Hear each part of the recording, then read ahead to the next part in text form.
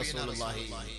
ഗാനമേളയുടെ സദസ്സിലിരുന്നിട്ട് attack വന്ന് മരിച്ചു പോയാൽ അവന്റെ മേൽ നിങ്ങൾ മയ്യത്ത് നമസ്കരിക്കരുത്. ഹബീബുനാ റസൂലുള്ളാഹി അംഗീകരിക്കോ? അള്ളാഹുവിന്റെ റസൂല് പറഞ്ഞതാ, ഹബീബായ തങ്ങൾ പറഞ്ഞതാ. അബൂബക്കർ പ്രത്യേകമായി മെനഞ്ഞുകൂട്ടി പറയുവല്ല, ഹബീബുനാ റസൂലുള്ളാഹി തങ്ങൾ പഠിപ്പിച്ച വാക്കാണിത്. ഏതെങ്കിലും മക്കളെ, നിങ്ങളുടെ മാതാപിതാക്കളെ നിങ്ങളെ പാട്ട് പാടിക്കാനും ഡാൻസും ഡിജെയ്ക്കും വേണ്ടിയാണ് നിങ്ങളെ വാർത്തെടുത്തത്, വളർത്തിയെടുത്തത്. ആ വാപ്പ മരിച്ചാൽ, ആ ഉമ്മ മരിച്ചാൽ അവർക്ക് വേണ്ടി മയ്യത്ത് നമസ്കരിക്കരുത്. അപ്പൊ എത്ര ഗൗരവമാണ് ഇതിന്റെ. അതുകൊണ്ടല്ലേ നബി തങ്ങൾ അങ്ങനെ പറഞ്ഞത്. എത്ര ഗൗരവമല്ലേ. അതുകൊണ്ടല്ലേ നബി തങ്ങൾ അങ്ങനെ പറഞ്ഞത്. മൻ സന്ന സുന്നതൻ സയ്യിഅതൻ വഅമില ബിഹാ. നബിയുനാ റസൂലുള്ളാഹി തങ്ങൾ പറയുകയാണ്, ആരെങ്കിലും ഒരു മോശമായ സുന്നത്തിനെ പിൻപറ്റിയാൽ, ഒരു മോശമായ പ്രവൃത്തിക്ക് കൂട്ടുനിന്നാൽ, വവിസ്റുഹാ അലൈഹി വവിസ്റു മൻ അമില ബിഹാ ഔ കമാ ഖാല അലൈഹിസ്സലാം. അതിന്റെ മുഴുവൻ തെറ്റുകളും, അതിന്റെ മുഴുവൻ പാദങ്ങളും, അതിന്റെ മുഴുവൻ അപരാധങ്ങളും ആദകങ്ങളും അല്ലാഹുവിന്റെ കോടതിയിൽ അവൻ അനുഭവിക്കേണ്ടി വരും. നമ്മുടെ മുസ്ലിം കുടുംബത്തിലെ നമ്മളിൽപ്പെട്ട ഒരു പെണ്ണിനെ പാട്ട് പഠിപ്പിച്ചു, അവള് ഫിലിമിൽ പോയി പാട്ടുപാടി, അവൾ ഒരു ആൽബത്തിലെ പാട്ടുപാടി, ഒരു മുസ്ലിം പെണ്ണോ മുസ്ലിം ചെറുക്കനോ പാട്ടുപാടി, അവർ ഒരു സിനിമ എടുത്തു, അവൻ മരിച്ചു എന്നിരിക്കട്ടെ, അല്ലെങ്കിൽ അവരുടെ മാതാപിതാക്കൾ മരണപ്പെട്ടു എന്നിരിക്കട്ടെ, അവർ മരണപ്പെട്ടതിന് ശേഷം ആ മരിച്ചുപോയ വ്യക്തിയുടെ പാട്ടെടുത്ത് ആരെങ്കിലും കേട്ടാൽ, ആ മ്യൂസിക് കേട്ടാൽ അതിന്റെ ശിക്ഷ ഉടനെ ആ ഖബറിലേക്ക് ഇറങ്ങുമെന്നാണ് ആദരവായ റസൂലുള്ളാഹി തങ്ങൾ പറഞ്ഞതിന്റെ ആശയം. നമ്മളൊരു പാട്ട് പഠിപ്പിച്ചു, മ്യൂസിക് അടിച്ച്, ആ പാട്ട് ലോകമെല്ലാരും കണ്ടു, നെറ്റിലായി. ഈ പാടിയ വ്യക്തി മരിച്ചു, അല്ലെങ്കിൽ ഈ പാടിയ വ്യക്തിയെ പഠിപ്പിച്ച മാതാപിതാക്കൾ മരിച്ചു. ഈ പാട്ട് നെറ്റിൽ നിന്ന് സെർച്ച് ചെയ്ത് ആരെല്ലാം കേൾക്കുന്നു, അപ്പോൾ അതിന്റെ ഇടി ഖബറിലേക്ക് വന്നുകൊണ്ടേയിരിക്കും. മൻ സന്ന സുന്നത സയ്യിഅതൻ. വാപ്പ ടിവി വാങ്ങിക്കൊടുത്തു, വീട്ടിൽ വാപ്പ ടിവി വാങ്ങിക്കൊടുത്തു, ആ ടിവി കണ്ടുകൊണ്ടിരിക്കുന്നു മക്കൾ, മാതാപിതാക്കൾ മരിച്ചുപോയി. ആ ടിവിയിൽ നല്ലതുമുണ്ട്, മോശമായ വശങ്ങളുമുണ്ട്. മോശമായ വശങ്ങളാണ് ആ കുട്ടികൾ കാണുന്നതെങ്കിൽ ആ ഉപ്പാന്റെ ഖബറിൽ അതിന്റെ ശിക്ഷ. ഓരോ സീരിയൽ കാണും തോറും, ഓരോ സിനിമ കാണും തോറും, ഓരോ മ്യൂസിക് കാണും തോറും ഇത് വാങ്ങിക്കൊടുത്ത ഉപ്പാന്റെ ഖബറിലേക്ക് അതിന്റെ ശിക്ഷ ഇറങ്ങുമെന്ന് നബിയുനാ റസൂലുള്ളാഹി. അതാണ് ബർസഖിയായ ജീവിതം. നിങ്ങൾ എന്താ വിചാരിച്ചേ? ഈ ഖബറിൽ കൊണ്ടുപോയിട്ട് മൗല പള്ളിയുടെ ഖബർസ്ഥാനിൽ കൊണ്ടുപോയി കുഴിച്ചിട്ടിട്ട് എല്ലാവരും അസ്സലാമു അലൈക്കും യാസ്നാദി ഫാത്തിഹ ഓതി വന്നു കഴിഞ്ഞാൽ പിന്നെ മൂപ്പിൽ അങ്ങനെ രക്ഷപ്പെട്ടു പോകുന്നതാണ് നിങ്ങൾ ധരിച്ചത്. കുറച്ചൊക്കെ നമ്മൾ ചെയ്തു വെക്കണം. ചെറിയ അബുവൊക്കെ ദുആയുടെ ബർക്കത്തുണ്ട്, രക്ഷപ്പെടും. ചെറിയതൊക്കെ നമുക്കറിയാം, നമ്മൾ അല്ലാഹു തആല മാപ്പാക്കും. ബർസഖിയായ ജീവിതം എന്ന് പറഞ്ഞാൽ എന്താ? നിങ്ങൾ എന്താ വിചാരിച്ച ഖബറിന്റെ ജീവിതം? നബിയുനാ ശഫീഉനാ റസൂലുള്ളാഹി സ്വല്ലല്ലാഹു അലൈഹി വസല്ലമ തങ്ങൾ ഒരു ഖബർസ്ഥാനിലൂടെ നടന്നു പോവുകയാണ്. കുറെ സ്വഹാബാക്കൾ എല്ലാവരും അവിടെ ഒരുമിച്ച് കൂടി നിൽക്കുന്നു. ആദരവായ റസൂലുള്ളാഹി തങ്ങൾ ചോദിക്കുകയാണ്, അലാമാ ഇജ്തമാ ഹൗലാ, നിങ്ങൾ ഇവിടെ ഒരുമിച്ച് കൂടിയതിന്റെ യാഥാർത്ഥ്യം എന്തേ സ്വഹാബാ? ഉടനെ നബിയുനാ റസൂലുള്ളാഹി തങ്ങളോട് സ്വഹാബാക്കൾ പറയുകയാണ്, അല്ലാഹുവിന്റെ റസൂലേ, ഞങ്ങളിൽപ്പെട്ട ഒരു സഹോദരൻ മരണപ്പെട്ടിരിക്കുകയാണ്. അദ്ദേഹത്തെ മറമാടുന്നതിന് വേണ്ടി, അദ്ദേഹത്തെ ഖബറടക്കുന്നതിന് വേണ്ടി ഖബർ കുഴിക്കുകയാണ് യാ റസൂലല്ലാഹ് എന്ന് സ്വഹാബാക്കൾ പറഞ്ഞപ്പോ നബിയുനാ റസൂലുള്ളാഹി തങ്ങൾ ആ ഖബറിന്റെ അരികിലേക്ക് നടന്നു പോവുകയാണ്. ആ സ്വഹാബിക്ക് വേണ്ടി തയ്യാറാക്കപ്പെട്ടുകൊണ്ടിരിക്കുന്ന ഖബറിലേക്ക് നടന്നു പോയി. അല്ലാഹുവിന്റെ റസൂൽ ആ ഖബറിന്റെ അരികിലിരിക്കുകയാണ്. ഫബകാ ഹത്താ ബല്ല സറാ മിൻ ദുമൂഇഹി. ഹബീബുനാ റസൂലുള്ളാഹി തങ്ങൾ ആ ആറടി മണ്ണ് കണ്ടുകൊണ്ട് പൊട്ടിക്കരയുകയാണ്, കരയുകയാണ്. എത്രത്തോളം എന്ന് വെച്ചാൽ ഹത്താ ബല്ല സറാ മിൻ ദുമൂഇഹി. ആ ആറടി മണ്ണിൽ നിന്ന് എടുത്ത് പുറത്തേക്ക് ഇട്ടിരിക്കുന്ന മണ്ണുണ്ടല്ലോ, ആ മണ്ണ് മുഴുവനും നനയുമാറ് അല്ലാഹുവിന്റെ റസൂൽ കരയുകയാണ്. ഹബീബുനാ റസൂലുള്ളാഹി തങ്ങൾ ആ മക്ബറയുടെ പരിസരത്ത് നിന്നവരോട് അല്ലാഹുവിന്റെ റസൂൽ വിളിച്ചു പറയുകയാണ്, ഏ സ്വഹാബത്തേ, ഫഅഇദൂ ലിമിസ്ലി ഹാദൽ യൗം. ഇതേപോലെ ഒരു ദിവസം നമുക്ക് ഓരോരുത്തർക്കും സംജാതമാകും സഹാബ. ഇതേപോലെ ആരുടെ മണ്ണിൽ കിടക്കേണ്ടി വരും സഹാബ. 1000-ഉം 10,000-ത്തിന്റെ സ്ക്വയർ ഫീറ്റിലെ അമ്പരച്ചുംബികളായ കോട്ടകൊത്തളങ്ങളിൽ കിടന്നുറങ്ങുന്ന ഞാനും നിങ്ങളുമെല്ലാം നാളെ ആരുടെ മണ്ണിന്റെ ഇരുണ്ട തുരുത്തിലേക്ക് പോയി കിടക്കേണ്ടി വരും സഹാബ. ഫഅഇദൂ ലിമിസ്ലി ഹാദൽ യൗമിൽ അദീം. ഇതേപോലെ ഒരു ഭയാനകത നിറഞ്ഞ, ഇതേപോലെ ഒരു ഭയങ്കരമായ ഒരു ദിവസത്തെ ഞാനും നിങ്ങളും അയവിറക്കണേ, ഓർക്കണേ. ഇതിൽ തനിച്ച് ഒറ്റയ്ക്ക് കിടക്കേണ്ട ഒരു അവസരം ഉണ്ടാകുമെന്ന് ഈ ഖബർ കണ്ട് നിങ്ങൾ പാഠം പഠിക്കണേ എന്ന് സഹാബാക്കളോട് അല്ലാഹുവിന്റെ റസൂൽ പറയുകയാണ്. ബഹുമാനപ്പെട്ട നബിയുനാ റസൂലുള്ളാഹി തങ്ങൾ ഖബറിനെ കുറിച്ച് പറഞ്ഞതിന് ശേഷം, ഖബറിനെ കുറിച്ച് പഠിപ്പിച്ചതിന് ശേഷം, ബർസഖിയായ ജീവിതത്തെ പരിചയപ്പെടുത്തിയതിന് ശേഷം മഹദിയായ ആയിഷ ബീവി പറയുകയാ, ഫമാ റഅയ്തു റസൂലല്ലാഹി സ്വല്ലല്ലാഹു അലൈഹി വസല്ലമ സ്വല്ലാ സ്വലാതൻ ഇല്ലാ തഅവദ മിൻ അദാബിൽ ഖബരി. ആദരവായ റസൂലുള്ളാഹി തങ്ങൾ ഖബറിനെ പരിചയപ്പെടുത്തിയതിന് ശേഷം അല്ലാഹുവിന്റെ റസൂൽ ഏത് നമസ്കാരം നമസ്കരിച്ചാലും ഇല്ലാ തഅവദ മിൻ അദാബിൽ ഖബരി, ഖബറിന്റെ ഭയാനകതകളിൽ നിന്ന് അല്ലാഹുവിനോട് കാവൽ തേടാത്ത ഒരു നമസ്കാരവും ഞാൻ കണ്ടിട്ടേ ഇല്ല. ഹദിയായ ആയിഷ സിദ്ദീഖ. മനസ്സിലായോ? അള്ളാന്റെ റസൂലിന്റെ വാക്കായത്. ഹബീബായ തങ്ങൾ ഖബറിനെ കുറിച്ച് പറഞ്ഞതിന് ശേഷം അള്ളാന്റെ റസൂൽ സല്ലല്ലാഹു അലൈഹി വസല്ലമ തങ്ങൾ ഏത് നിസ്കാരം നമസ്കരിച്ചാലും ഖബറിൽ നിന്ന് രക്ഷ തരണേ അല്ലാഹുമ്മ ഇന്നാ നഊദു ബിക മിൻ അദാബിൽ ഖബരി, ഖബറിന്റെ ഭയാനകതകളിൽ നിന്ന് നീ രക്ഷ നൽകണേ അല്ലാഹ്, സഹായം നൽകണേ അല്ലാഹ് എന്ന് ദുആ ചെയ്യാത്ത ഒരു നമസ്കാരവും ഞാൻ കണ്ടിട്ടേ ഇല്ല. എത്ര പേര് ചോദിക്കുന്നുണ്ട് നിസ്കാരം കഴിഞ്ഞിട്ട് അല്ലാഹുവിനോട് പടച്ചോനെ ഖബറിൽ നിന്ന് രക്ഷതാ അല്ലാഹ്, ഖബറിൽ നിന്ന് രക്ഷതാ അല്ലാഹ്? എത്ര പേര് ചോദിക്കുന്നുണ്ട്? അല്ലാഹുവേ, എന്റെ ഷോപ്പ് മുടങ്ങി കിടക്കാണ്, പടച്ചവനെ തുറന്നിറണേ അല്ലാഹ്. പടച്ചവനെ കഫീൽ വിസ അടിച്ചേരുന്നില്ല, അടിച്ചേരണേ അല്ലാഹ്. പടച്ചവൻ എനിക്ക് കുറെ പണം കിട്ടാനുണ്ട്, അത് വാങ്ങിത്തരണേ അല്ലാഹ്. പടച്ചവൻ എനിക്കൊരു പുര കെട്ടാനുണ്ട്, അത് കെട്ടിത്തരണേ അല്ലാഹ്. പടച്ചവനെ പുരപ്പണി നടന്നുകൊണ്ടിരിക്കുകയാണ്, അത് പൂർത്തിയാക്കി തരണേ അല്ലാഹ്. പടച്ചവനെ കുറച്ച് കടമുണ്ട്, അത് എത്രയും പെട്ടെന്ന് വീട്ടിൽ തരണേ അല്ലാഹ്. പടച്ചവനെ ശരീരത്തിന്റെ രോഗം, എന്റെ മക്കളുടെ രോഗം, എന്റെ ഭാര്യയുടെ രോഗം നീ മാറ്റി തരണേ അല്ലാഹ്. ഇത്രയും പറയുന്ന കൂട്ടത്തിൽ അല്ലാഹുവേ, എന്റെ ബർസഖിയായ ജീവിതം എനിക്ക് ആനന്ദവും സന്തോഷവുമാക്കി തരണമേ അല്ലാഹ്. മനസ്സുകൊണ്ട് പറയാറുണ്ടോ? വെറുതെ പറയരുത്, മനസ്സുകൊണ്ട് പറ. നിങ്ങൾ ആരെങ്കിലും ചെയ്യാറുണ്ടോ? എല്ലാം നമ്മുടെ കുടുംബത്തിന് വേണ്ടി, മക്കൾക്ക് വേണ്ടി, ഭാര്യയ്ക്ക് വേണ്ടി, മറ്റുള്ളവർക്ക് വേണ്ടി ഒക്കെ ചെയ്യും. ഞാൻ നാളെ ഒറ്റയ്ക്ക് കിടക്കേണ്ട എന്റെ വീട്, എന്റെ ബർസഖിയായ ആ വീട്ടിൽ അല്ലാഹ് എനിക്ക് നീ ആനന്ദം തരണേ പടച്ചവനെ എന്ന് മനമുരുകി ദുആ ചെയ്യാൻ ഏത് സത്യവിശ്വാസം നമ്മുടെ കൂട്ടത്തിലുണ്ട്? ആര് ചെയ്യുന്നുണ്ട്? എത്ര പേര് ചെയ്തുകൊണ്ടിരിക്കുന്നു? ചെയ്തിട്ടുണ്ട് തുലോതുച്ഛമായ ആൾക്കാർ മാത്രം. ശരിയല്ലേ? ശരിയല്ലേ? മനസ്സ് തുറന്നു പറ, ശരിയല്ലേ? എല്ലാം കുടുംബകാര്യം, രോഗത്തിന്റെ കാര്യം, കടയുടെ കാര്യം, കച്ചവടത്തിന്റെ കാര്യം, ബിസിനസ് കാര്യം, അതൊക്കെയാണ് സംഭവം. പക്ഷെ ഖബറിനകത്ത് കൊണ്ടുവച്ചാൽ ഉണ്ടാകുന്ന സംഭവങ്ങളിൽ നിന്ന് രക്ഷ തരാൻ വേണ്ടിയിട്ട് ആരെങ്കിലും ദുആ ചെയ്യാറുണ്ടോ? അല്ലാഹുവിന്റെ റസൂൽ അതുകൊണ്ട് തന്നെയാണ് ഖബറിനെ ഓർത്ത് കരയുന്നത്. ഹബീബായ തങ്ങളുടെ കണ്ണിൽ നിന്ന് ധാരധാരയായി വെള്ളം വീഴുകയാണ്, ആ മണ്ണ് പോലെ കുതിർന്നു പോവുകയാണ്. ഹബീബായ തങ്ങളെ ഒരിക്കലും ഖബർ വേദനിപ്പിക്കുകയില്ല, ഹബീബായ തങ്ങൾക്ക് ഖബറിൽ ശിക്ഷയുണ്ടാവുകയില്ല.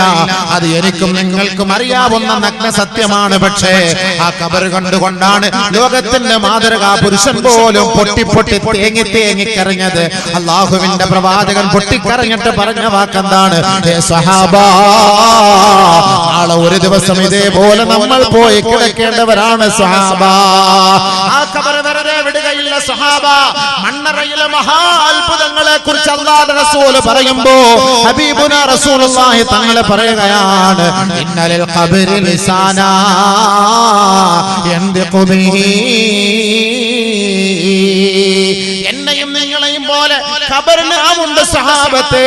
ഇന്നൽ ഖബ്റ ലയബ്കി ثم تقول ببكائه. അന ബൈത്തുദ്ദൂദ് വഅന ബൈത്തുൽ വഹദ വഅന ബൈത്തുൽ ലീഖ് ഔ കമാ ഖാല അലൈഹിസ്സലാം. ആദരവായ റസൂലുള്ളാഹി തങ്ങൾ പറയുകയാണ്, നമ്മെ പോലെ നാവുണ്ട് ഖബറിന്, നാം കരയുന്നത് പോലെ കരയുമത്രേ ഖബർ കരയുമത്രേ. ഇന്നൽ ഖബറ ലയബ്കി, ഖബർ കരഞ്ഞുകൊണ്ട് വിളിച്ചു പറയുകയാണ്, അന ബൈത്തുദ്ദൂദ് അന ബൈത്തുൽ ലീഖ് അന ബൈത്തുൽ വഹദ. എന്നെ കുറിച്ച് നിങ്ങൾക്കറിയുമോ സാദവിന്റെ മക്കളെ? ഞാൻ ഞെരിക്കുന്ന ഭവനമാണ്, ഞാൻ ഏകാന്തതയുടെ തടവറയാ, ഞാൻ വേദനിപ്പിക്കുന്ന വീടാണ്, ഞാൻ വേദനിപ്പിക്കുന്ന ഭവനമാണ്, നിങ്ങളെ പേടിപ്പെടുത്തുന്ന വീടാണ്. ഈ ഖബറുകൾ, ഈ ഭൂമിയിലുള്ള ഖബറുകൾ കരഞ്ഞുകൊണ്ട് കരഞ്ഞുകൊണ്ട് ദിവസം തോറും ഈ ഖബർ വിളിച്ചു പറയുമെന്ന് ലോകത്തിന്റെ മൊത്തം മുഹമ്മദ് മുസ്തഫ സല്ലല്ലാഹു അലൈഹി വസല്ലമ തങ്ങളെ നമ്മളെ പഠിപ്പിക്കുമ്പോ ഞാനോ നിങ്ങളോ ഉറങ്ങാൻ കിടക്കുന്ന ഒരു 10 മിനിറ്റ് സമയമെങ്കിലും അല്ലാഹുവേ ബെഡ്റൂമിലെ ലൈറ്റ് അണച്ചിരിക്കുകയാണ്, കുറ്റാക്കൂരിട്ടാണ്, കൊടും ഇരുട്ടാണ്, അമാവാസിയെ പോലെ അന്ധകാരമാണ്, ഇതേപോലെ നാളെ ഒരു ദിവസം ഞാൻ ഖബറിൽ കിടക്കേണ്ടവനല്ലയോ, അന്ന് എന്റെ തരണി ഉണ്ടാവുകയില്ല, എന്റെ വാത്സല്യ പുത്രന്മാരോ പുത്രിമാരോ ഉണ്ടാവുകയില്ല, ഒറ്റപ്പെട്ട ഏകാന്ത തടവറയ്ക്കുള്ളിൽ കഴിയേണ്ടവനല്ലയോ അല്ലാ. അല്ലാഹുമ്മ അർഹംനി വർഹം വഹശതി ഫീ ഖബരി, എന്റെ ഏകാന്ത തടവറയിൽ എന്നെ നീ രക്ഷപ്പെടുത്തണേ അല്ലാ, എന്നെ സഹായിക്കണേ അല്ലാ, എന്നെ അനുഗ്രഹിക്കണേ അല്ലാ എന്ന് ഞാനോ നിങ്ങളോ ഉറങ്ങുന്ന സമയത്ത് കണ്ണ് ഈറനണിഞ്ഞുകൊണ്ട് ഒരു 2 മിനിറ്റ് ഖബറിനെ ഓർത്ത് കരഞ്ഞ ചരിത്രമുണ്ടോ? ഉണ്ടോ? ആരെങ്കിലും ഉണ്ടോ? ഉറങ്ങുമ്പോ AC ഒന്ന് ഓണാ കൂട്ടിയിട്, ഒന്ന് 19-ലിട്, ഒന്ന് 18-ലിട്, ഒന്നുകൂടെ തണുക്കട്ടെ, വെള്ളം എടുത്തിട്ടോ കുടിക്കാൻ കൊള്ളം കൊണ്ടുപോവാ, ആ ലൈറ്റ് അങ്ങോട്ട് ഓണാക്കിക്കോ, ബാത്റൂമിന്റെ കതവ് അങ്ങോട്ട് അടച്ചിട്ട് പോ, ബെഡ്റൂമിന്റെ കതവ് ലോക്ക് ചെയ്യ്. ഇതിനിടയ്ക്ക് എവിടെ ഖബറിനെ കുറിച്ച് ഓർക്കാം? ലൈറ്റ് എല്ലാം അണച്ചു, ഖബർ പോലെ ഇരുട്ടാണ്. പക്ഷെ ആ ഖബറിനെ കുറിച്ച് അല്പസമയമെങ്കിലും ഓർത്തിട്ട് ഒറ്റയ്ക്ക് ആ കണ്ണൊന്ന് ഈറനണിഞ്ഞാൽ ആ ഖബർ നമുക്ക് സന്തോഷമാണ്. അതാണ് അല്ലാഹുവിന്റെ റസൂൽ സല്ലല്ലാഹു അലൈഹി വസല്ലമ തങ്ങൾ പറഞ്ഞത്. ബർസഖിലെ ഭാഗ്യവാന്മാരെ കുറിച്ച് പറഞ്ഞ കൂട്ടത്തില് ഹബീബുനാ റസൂലുള്ളാഹി തങ്ങൾ പറയുകയാണ്, മാ മിൻ യൗമിൻ ഇല്ലാ വൽ അർളു തുനാദി കുല്ല യൗമിൻ ബിഖംസി കലിമാത്. ഖബറിന്റെ ഏറ്റവും വലിയ അത്ഭുതം എന്തെന്ന് പറയട്ടെ, ആ ഖബറിന്റെ നാവ് കൊണ്ട് ഖബർ വിളിച്ചു പറയുകയാണ്. ഒരു മയ്യത്ത് ഖബറിലേക്ക് കൊണ്ടുവെക്കുമ്പോ, ഖബറിലേക്ക് ഇറക്കി വെക്കുമ്പോ, ആ ഖബറിലേക്ക് കൊണ്ടുവെക്കാൻ സന്തൂക്കിൽ നിന്ന് 2 പേര് ചേർന്ന് ആ ഖബറിന്റെ ഇരുണ്ട മുറിയിലേക്ക് താഴ്ത്തി വെക്കുമ്പോ അല്ലാഹുവിന്റെ റസൂൽ പറയുകയാണ്, ഇന്നൽ അബ്ദ ഇദാ ഉൽഹിദ ഫീ ഖബരിഹി ഫയുനാദിഹി മലകുൻ. ഒരു മലക്ക് വിളിച്ചു പറയുകയാണ്, യബ്ന ആദം, ആദമിന്റെ മോനെ, ബിൽ അംസി കുന്ത അലാ ലഹരിഹാ മാശിയാ വൽ യൗമ സിർത ഫീ ബത്നിഹാ മുൽതജിയാ. യബ്ന ആദം ബിൽ അംസി കുന്ത അലാ ലഹരിഹാ ലാഹികാ വൽ യൗമ അസ്ബഹത ഫീ ബത്നിഹാ ബാക്കിയാ. യബ്ന ആദം ബിൽ അംസി കുന്ത അലാ ലഹരിഹാ മുദ്നിബാ വൽ യൗമ സിർ അംസൈത ഫീ ബത്നിഹാ മുഅദ്ദബാ. എത്രയോ മയ്യത്ത് നമ്മൾ ഇറക്കി വെക്കാറുണ്ട്, എത്രയോ മയ്യത്തുകൾ കുളിപ്പിക്കാറുണ്ട്, എത്രയോ മയ്യത്തുകൾ നമ്മൾ പൊതിയാറുണ്ട്, എത്രയോ മയ്യത്തുകൾ സന്തൂക്ക് കട്ടിൽ എടുത്തു വെച്ചുകൊണ്ട് തോളിലേക്ക് കയറ്റി വെച്ചുകൊണ്ട് പള്ളിക്കാട്ടിലേക്ക് നമ്മൾ കൊണ്ടുപോകാറില്ലേ? പക്ഷേ അല്ലാഹുവിന്റെ റസൂൽ പറഞ്ഞത് ഞാനും നിങ്ങളെ കേട്ടിട്ടുണ്ടോ? അല്ലാഹുവിന്റെ പ്രവാചകൻ പറയുകയാണ്, ഒരു മയ്യത്ത് ഖബറിലേക്ക് കൊണ്ടുവെക്കുമ്പോ ആ ഖബറിന്റെ മഹാ അത്ഭുതമാണ്. ആദ്യമായി ആ ഖബർ സംസാരിക്കുമത്രേ. ആ ഖബറിലേക്ക് ഒരു മലക്കിറങ്ങി വരികയാ. ആ മലക്കിറങ്ങി വന്നുകൊണ്ട് ആ ഖബറിൽ നിന്ന് വിളിച്ചു പറയുകയാണ്, ആദമിന്റെ മോനെ, ഇന്നലെ എന്റെ മുകളിലൂടെ ചിരിച്ചുകൊണ്ട് നടന്നവനല്ലേ, ഇന്ന് നീ കരഞ്ഞുകൊണ്ടാണ് എന്റെ ഉള്ളിലേക്ക് നീ കടന്നു വരുന്നത്. ആദമിന്റെ മോനെ, ഇന്നലെ നീ പാപം ചെയ്തുകൊണ്ട് എന്റെ മുകളിലൂടെ നീ നടന്നില്ലേ, ഇന്ന് നീ ശിക്ഷയ്ക്ക് വിധേയനായിട്ടാണ് എന്റെ ഉള്ളിലേക്ക് നടന്നു വരുന്നത്. ആദമിന്റെ മോനെ, ഇന്നലെ നീ ഓടിച്ചാടി ഈ ഭൂമുഖത്തോടെ നടന്നു നീങ്ങിയവനല്ലേ, പാട്ടുപാടിയവനാണ്, അട്ടഹസിച്ചവനാണ്, ആനന്ദിച്ചവനാണ്, ആഹ്ലാദിച്ചവനാ. ഇന്ന് നിന്നെ കുളിപ്പിക്കുകയാണ്, നിന്നെ പൊതിയുകയാണ്, ജനങ്ങൾ നിന്നെ താങ്ങിയെടുക്കുകയാണ്. നിനക്ക് സംസാരിക്കാൻ കഴിയുന്നില്ല, നിന്റെ കൈകാലുകൾ ചലിപ്പിക്കാൻ കഴിയുന്നില്ല, നിന്റെ കണ്ണൊന്ന് തുറക്കാൻ കഴിയുന്നില്ല. നിന്റെ പാവപ്പെട്ട മക്കൾ നിന്റെ ഓരത്തൊന്ന് പൊട്ടിക്കരയുകയാണ്. നിന്നെ ഇഷ്ടപ്പെട്ട, നിനക്ക് ഖിദ്മത്ത് ചെയ്ത നിന്റെ തരുണി നിന്റെ ഓരത്തുണ്ട്, നിന്റെ ചാരത്തുണ്ട്. പക്ഷേ അവളുടെ കണ്ണുനീര് നിനക്ക് കാണാൻ കഴിയും, പക്ഷേ പ്രതികരിക്കാൻ സാധ്യമല്ല. അവരുടെ കണ്ണുനീര് ഒന്ന് ഒപ്പിയെടുക്കാൻ നിനക്ക് സാധ്യമല്ല. ഇന്നലെ വരെ ചിരിച്ചു നടന്ന നീ ഇന്ന് നീ കരഞ്ഞുകൊണ്ടാണ് എന്റെ ഉള്ളിലേക്ക് കടന്നു വരുന്നത്. ബഹുമാനപ്പെട്ട നബിയുനാ റസൂലുള്ളാഹി തങ്ങൾ പറയുകയാണ്, എല്ലാ ദിവസവും നമ്മുടെ പള്ളിയുടെ മക്ബറകൾ ഈ 3 വാചകം വിളിച്ചു ചൊല്ലാത്ത ഒരു ദിവസം പോലും ഈ ഭൂമിയുടെ മുകളിലൂടെ കടന്നു പോകുന്നേ ഇല്ല. മദീനയുടെ മുത്തുമോൻ മുഹമ്മദ് മുസ്തഫ സല്ലല്ലാഹു അലൈഹി വസല്ലം റസൂൽ പറഞ്ഞതാണ്, അങ്ങനെ ചർച്ച ചെയ്യാത്ത ഒരു ഖബർ പോലും ഒരു പള്ളികളിലും ഒരു മഖാബിറുകളിലും ഇല്ല. എല്ലാ ഖബറും വിളിച്ചു പറയും, എല്ലാ ഖബറും വിളിച്ചു പറയും. ഇന്നലെ സുഖിച്ചു നടന്നു, ഇന്ന് നീ വാ എന്റെ ഉള്ളിലേക്ക് വാ. ആരും ചിന്തിക്കാൻ, ആ മയ്യത്തിന് കേൾക്കാം ഈ പറയുന്നത്. എന്നിട്ട് ആ ഖബർ വിളിച്ചു പറയുകയാണ്, അനല്ലദീ മൻ ബൈതു മൻ ദഖലനി മുത്തിയാ ഖറജ മസ്റൂറാ വഅനല്ലദീ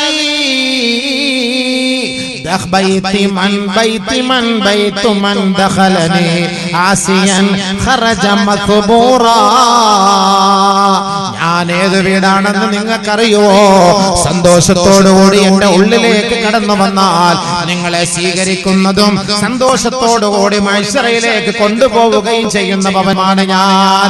അല്ലാഹുവിനെ ഭയപ്പെടാതെ അവനെ ധിക്കരിച്ചുകൊണ്ട് പാപം ചെയ്തവനായി എന്റെ ഉള്ളിലേക്ക് കടന്നു വരുന്നവരാണെങ്കിൽ ഞാൻ വെറുതെ വിടുകയില്ല. കുന്തുൽ യൗമ അലൈക നിഖ്മാ, ഞാൻ ഇന്നത്തെ ദിവസം നിന്നെ വേദനിപ്പിക്കുമത്രേ. മാത്രമല്ല ഖറജ മസ്ബൂറാ, വളരെ ദുഃഖിതനായി ദുഃഖാകുലനായിട്ടായിരിക്കും എന്റെ ഉള്ളിൽ നിന്ന് നീ മഹ്ശറയിലേക്ക് പോവുക. അതുകൊണ്ട് വൈൻ കാന മുത്തിഅൽ റബ്ബിക വ അനാ വ കുന്തുൽ യൗമ അലൈക നിഅമാ. അല്ലാഹുവിനെ വഴിപ്പെട്ട് ജീവിക്കുന്ന സാലിഹായ മനുഷ്യനാണ് നീ എങ്കിൽ ഇന്നത്തെ ദിവസം നിന്നെ ഞാൻ സന്തോഷത്തോടെ നിന്നെ ഞാൻ കൈവെള്ളയിൽ കൊണ്ട് നടക്കുമത്രേ. അല്ലാഹുക്ക് ധിക്കാരം പ്രവർത്തിച്ചിട്ടാണ്, അവൻ വിരോധിച്ച കാര്യങ്ങൾ ചെയ്തിട്ടാണ് എന്റെ ഉള്ളിലേക്ക് നിങ്ങൾ കടന്നു വരുന്നതെങ്കിൽ കൊണ്ടു അലൈക നിഖ്മാ, ഞാൻ നിങ്ങൾക്ക് വല്ലാത്ത വേദനയും ഇല്ലാത്ത പീഡനവും സമ്മാനിക്കുന്ന ഖബറാണ് ഞാനെന്ന് ഖബർ വിളിച്ചു പറയുമെന്ന് ലോകത്തിന്റെ മുത്ത് മുഹമ്മദ് മുസ്തഫ സല്ലല്ലാഹു അലൈഹി വസല്ലം. ആരെങ്കിലും ശ്രദ്ധിക്കുന്നുണ്ടോ? എത്ര ഖബർ കുഴിക്കുന്നു, എത്ര ഖബറിലേക്ക് ഇറക്കി വെക്കുന്നു, എത്ര ഖബർ മണ്ണിട്ട് മൂടുന്നു, എത്ര ഖബറുകളിലേക്ക് നമ്മൾ പോകുന്നു. പക്ഷെ ആരെങ്കിലും മനസ്സിലാക്കുന്നുണ്ടോ ഇങ്ങനെയൊക്കെ സംഭവിക്കുന്നുണ്ട് ഖബറിൽ? ആരും മനസ്സിലാക്കുന്നില്ല. ാണ് ഖബർ. നമ്മൾ വെറുതെ ചുമ്മാ ഒരാളെ കൊണ്ടുപോയിട്ട് വെറുതെ അങ്ങനെ കുഴിച്ചിട്ടിട്ട് യാ അല്ലാഹ് മഅ സലാം എന്ന് പറഞ്ഞ് പോകാൻ പാടില്ല. അവിടെ നിൽക്കണം. നമ്മൾ നിൽക്കുന്ന സമയം വരെ മലക്കുകൾ വരൂല.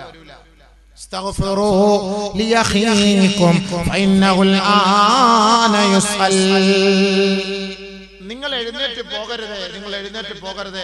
ആ ഖബറിന്റെ അരികിൽ നിങ്ങൾ നിൽക്കണം. നിങ്ങളുടെ സഹോദരൻ ഇപ്പോൾ ചോദ്യം ചെയ്യപ്പെടാൻ പോവുകയാണ്. അതുകൊണ്ട് ആ ഖബറാളിക്ക് വേണ്ടി നിങ്ങൾ അല്ലാഹുവിനോടൊന്ന് പാപമോചനം തേട്.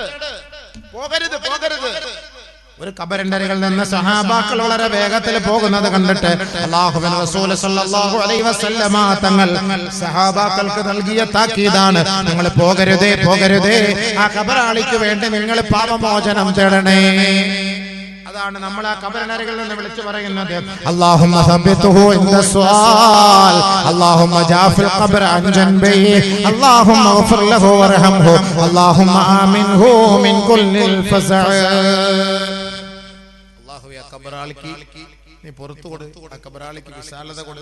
ആ ഖബറാളിയുടെ ചോദ്യത്തിന്റെ മുന്നിൽ വിറങ്ങലിച്ചു പോകാതെ, ധരിച്ചു നിൽക്കാതെ മറുപടി പറയാനുള്ള ധൈര്യവും സ്ഥൈര്യവും നീ നൽകണേ പഠിച്ചവനെ എന്ന് നമ്മൾ ആ ഖബറിന്റെ അരികിൽ നിന്ന് ദുആ ചെയ്യുന്നതിനാണ് ഖബറിന് സന്തോഷം കിട്ടാനാണ്.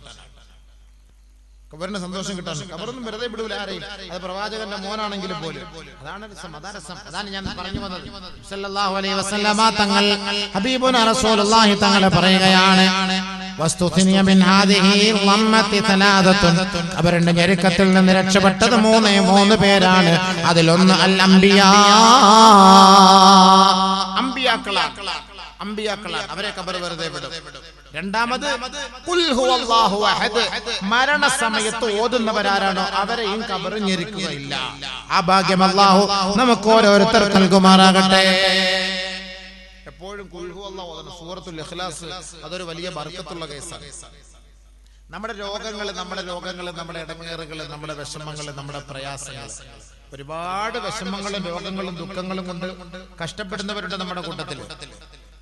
ആ ബുദ്ധിമുട്ടും പ്രയാസങ്ങളൊക്കെ മാറിക്കിട്ടാൻ വേണ്ടി ഏറ്റവും എളുപ്പമായ വഴിയാണ് സൂറത്തുൽ ഇഖ്ലാസ് അധികമായി പാരായണം ചെയ്യുക. من قرأها 3 مرات عدل بالقراءة الوحي كله أو كما قال عليه السلام. ആരെങ്കിലും 3 പ്രാവശ്യം സൂറത്തുൽ ഇഖ്ലാസ് ഓതിയാൽ പരിശുദ്ധമായ ഖുർആൻ മുഴുവനും ഓതിയവനെ പോലെയാണ്. സൂറത്തുൽ ഫാത്തിഹ ഒക്കെ ഓതുമ്പോൾ നമ്മൾ 3 പ്രാവശ്യം ഖുൽ ഹുവല്ലാഹു അഹദ് ഓതുന്നതിന്റെ കാരണം എന്താണ്? സൂറത്തുൽ ഇഖ്ലാസ് 3 പ്രാവശ്യം ഓതുന്നത് ഖുർആൻ മുഴുവനും ഓതിയവനെ പോലെയാണ് നബിയന റസൂലുള്ളാഹി. ആണ് 3 പ്രാവശ്യം ഖുൽ ഹുവല്ലാഹു ഓതുന്നത്.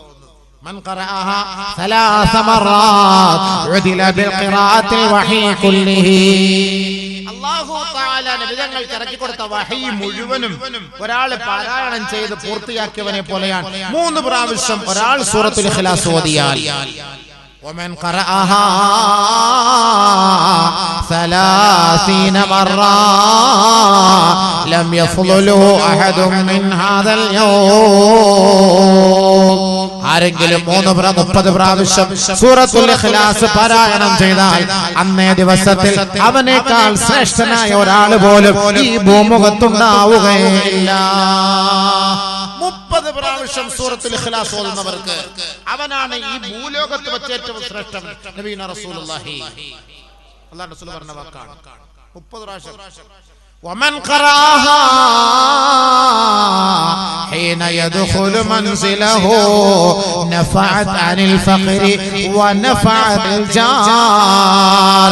ആരെങ്കിലും വീട്ടിലേക്ക് പ്രവേശിക്കുന്ന സമയത്ത് സൂറത്തുൽ ഇഖ്ലാസ് ഓതിക്കൊണ്ടാണ് പ്രവേശിക്കുന്നതെങ്കിൽ ആ വീട്ടിലെ ദാരിദ്ര്യം അല്ലാഹു എടുത്തു കളയുകയും അവരെ സംരക്ഷിക്കുകയും ആ വീടിന്റെ അയൽപക്കത്തുള്ളവർക്ക് പോലും അല്ലാഹു ദാരിദ്ര്യം നൽകുകയോ പട്ടിണി നൽകുകയോ ചെയ്യാതെ അവരെ സഹായിക്കുകയും ചെയ്യുമത്രേ.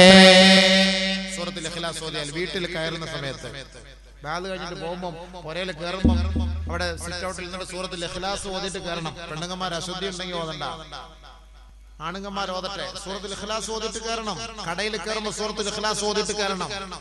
ഇത്ര വലിയ കാര്യം, കുറഞ്ഞ കാര്യമാണോ സൂറത്തുൽ ഇഖ്ലാസ്? രാത്രി ഉറങ്ങാൻ കിടക്കുമ്പോ ആരെങ്കിലും സൂറത്തുൽ ഇഖ്ലാസ് ഓതിക്കൊണ്ടുറങ്ങിയാൽ إذا أراد أن ينام نام على يمينه ثم قرأ قل هو الله أحد 100 مرة. വലത് സൈഡിൽ കിടന്നുറങ്ങുക, വലത്തോട്ട് തിരിഞ്ഞു കിടക്കുക, തന്റെ കവിളിന്റെ താഴെ കൈവച്ച് കിടന്നുറങ്ങുക. 100 പ്രാവശ്യം സൂറത്തുൽ ഇഖ്ലാസ് പാരായണം ചെയ്യുക. ഖിയാമത്ത് നാളിൽ അല്ലാഹു സുബ്ഹാനഹു വ തആല അവനോട് പറയും, എന്റെ വലതുഭാഗത്തുകൂടി നീ സ്വർഗ്ഗത്തിലേക്ക് പ്രവേശിച്ചു. അല്ലാഹ് പ്രത്യേകമായിട്ട് അവനെ വിളിക്കും, എന്റെ വലതുഭാഗത്തുകൂടി നീ സ്വർഗ്ഗത്തിലേക്ക് പ്രവേശിച്ചു.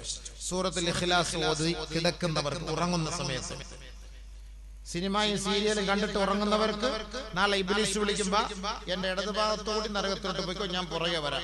എന്റെ കൂട്ടുകാരെ മുഴുവനും ഞാൻ അകത്ത് കയറ്റിയിട്ട് ഞാൻ പുറകെ വരാം, ഇങ്ങോട്ട് പോയിക്കോളാൻ പറയാം. എല്ലാവരും ഇങ്ങോട്ട്. ഇതാണ് 2 വ്യത്യാസത. ഇഖ്ലാസ് ഓതിട്ട് ഉറങ്ങുന്നവർക്ക് കിട്ടുന്ന ഗുണമാണ് സൂറത്തുൽ ഇഖ്ലാസിന്റെ മഹത്വത. നമ്മുടെ രോഗങ്ങൾക്ക് പരിഹാരമാണ്. അള്ളാഹുവിന്റെ നാമങ്ങൾ ഓതി ദുആ ചെയ്യ്, തീർച്ചയായും നമുക്ക് എല്ലാ പ്രശ്നങ്ങൾക്കും അള്ളാഹു പരിഹാരം തരും. അതുകൊണ്ട് സൂറത്തുൽ ഇഖ്ലാസ് വലിയ ഗുണങ്ങളാണ്. ഒരുപാട് ശ്രേഷ്ഠതകളും സവിശേഷതകളൊക്കെ ഹദീസിൽ വന്നിട്ടുണ്ട്. അങ്ങോട്ടേക്കൊന്നും ഞാൻ കടക്കുന്നില്ല. അതുകൊണ്ട് മരിക്കുന്ന സമയത്ത് ഇഖ്ലാസ് ഓതിക്കോ. ആരെങ്കിലും മരിക്കാൻ കിടക്കുമ്പോൾ നിങ്ങൾ കൊണ്ട് ഓതിക്കോട്, ഓതാൻ പറ, സൂറത്തുൽ ഇഖ്ലാസ് ഓതട്ടെ. അസ്വസ്ഥത, ശാരീരികമായ ഒരു അസ്വസ്ഥത, ഒരു ബുദ്ധിമുട്ടോ നമുക്ക് അനുഭവപ്പെട്ട് ആശുപത്രിയിലേക്ക് പോകുന്നു, ഇഖ്ലാസ് ഓതിക്കൊണ്ട് പോ. സൂറത്ത് ഇഖ്ലാസ് ഓതിക്കൊണ്ട് പോ. മരിക്കുന്ന സമയത്ത് നീ ഒരുപക്ഷെ മരിച്ചു പോയാലും പ്രശ്നമില്ല, ഇഖ്ലാസ് ഓതിയിട്ടാണ് അവൻ മരണപ്പെട്ടത്. അൽഹംദുലില്ലാഹ്, അവനെ ഖബറിന്റെ ഞെരുക്കത്തിൽ നിന്ന് അല്ലാഹു അവനെ സഹായിക്കും. അതാണ് അതിന്റെ അർത്ഥം. അല്ലാഹു ഓതാൻ തൗഫീഖ് തരട്ടെ, അല്ലാഹു ഓതാൻ തൗഫീഖ് തരട്ടെ, അല്ലാഹു ഓതാൻ തൗഫീഖ് തരട്ടെ. അങ്ങനെ ഓതിയിട്ട് മരിക്കാൻ അല്ലാഹു തൗഫീഖ് തരട്ടെ. അങ്ങനെ സൂറത്തുൽ ഇഖ്ലാസ് ഓതുന്നവരെയും ഖബറിൽ ഞെരുക്കില്ല. ബർസഖിലെ ഭാഗ്യവാന്മാരാണ്. ബർസഖിലെ ഭാഗ്യവാന്മാർ ആരെ? ഒന്ന് അമ്പിയാക്കൾ, രണ്ട് സൂറത്തുൽ ഇഖ്ലാസ് പാരായണം ചെയ്യുന്നവർ. സല്ലല്ലാഹു അലൈഹി വസല്ലം തങ്ങൾ അങ്ങനെ പറയാണല്ലോ ഖബറിന്റെ അവസ്ഥകളെ കുറിച്ച്. അങ്ങനെ അങ്ങോട്ട് പറഞ്ഞിട്ട് നബി സല്ലല്ലാഹു അലൈഹി വസല്ലം തങ്ങൾ അങ്ങനെ കരയാണ്. ഒരിക്കൽ അല്ലാഹുവിന്റെ റസൂൽ സല്ലല്ലാഹു അലൈഹി വസല്ലം തങ്ങൾ പറയുകയാണ്, മാ ഉഫിയ അഹദുൻ മിൻ ലഗതൽ ഖബ്രി ഇല്ലാ ഫാത്തിമത ബിൻത് അസദ് ബിനുൽ ഹാസദ് ബിൻ ഹാഷിം ഔ കമാ ഖാല അലൈഹി സലാം. ഖബറിന്റെ ഞെരുക്കത്തിൽ നിന്ന് രക്ഷപ്പെടുകയില്ല ഫാത്തിമത ബിൻത് അസദ് എന്ന് പറയുന്ന മഹദിയല്ലാതെ. ഖബറിന്റെ ഞെരുക്കത്തിൽ നിന്ന്, ഖബറിന്റെ ഇടങ്ങേറിൽ നിന്ന് രക്ഷപ്പെടുകയില്ല. ബഹുമാനപ്പെട്ട നബി റസൂലുള്ളാഹി സ്വല്ലല്ലാഹു അലൈഹി വസല്ലം തങ്ങൾ പറഞ്ഞപ്പോ ബഹുമാനപ്പെട്ട സ്വഹാബത്ത് ചോദിക്കുകയാണ്, വലാ വലൽ ഖാസിമുല്ലദീ വലാ ഇബ്നുൽ ഖാസിം. അല്ലാഹുവിന്റെ പ്രവാചകരെ, അങ്ങയുടെ മകൻ ഖാസിമിനെ ഖബർ ഞെരുക്കുമോ ഹബീബേ? ഹബീബുനാ റസൂലുള്ളാഹി തങ്ങളുടെ മുത്തുമോനാണ്, പൊന്നുമോനാണ്. ഹബീബായ തങ്ങളുടെ ഹൃദയത്തിന്റെ തുടിപ്പാണ്, ജീവിതത്തിന്റെ ഭാഗമാണ്. അല്ലാഹുവിന്റെ റസൂലിന്റെ മുത്തുമോൻ ഖബറിൽ ഞെരുക്കപ്പെടുമോ എന്ന് സ്വഹാബത്ത് ചോദിച്ചപ്പോ ആദരവായ റസൂലുള്ളാഹി തങ്ങൾ പറയുകയാണ്, വലാ ഇബ്രാഹിമുല്ലദീ അസ്ഗറു മിൻഹു. ഖാസിം എന്ന് പറയുന്ന എന്റെ മൂട മകനേക്കാളും ഇളയവനായ കുഞ്ഞു പൈതലായ ഇബ്രാഹിമിനെ പോലും ഖബർ വെറുതെ വിടുകയില്ല സ്വഹാബ. ആദരവായ റസൂലുള്ളാഹി തങ്ങൾ വളരെ വേദനയോടെ സ്വഹാബാക്കളോട് പറയുകയാണ്, നബിയുനാ റസൂലുള്ളാഹി തങ്ങളുടെ അരുമ മോനാണ്, പിരിശപ്പെട്ട മോനാണ്, പൊന്നുമോനാണ്. ആ പൊന്നുമോനെ ഖബർ വെറുതെ വിടുകയില്ല പോൽ. അല്ലാഹുവിന്റെ റസൂലിനോട് സഹാബാക്കൾ ചോദിച്ചപ്പോ ആദരവായ റസൂലുള്ളാഹി തങ്ങൾ പറഞ്ഞത്, ആ ഖബറിന്റെ പിടുത്തത്തിൽ നിന്ന് രക്ഷപ്പെടുന്നത് ആരെയാ? ഫാത്തിമത്ത് ബിൻത് അസദ് ബിൻ ഹാഷിം.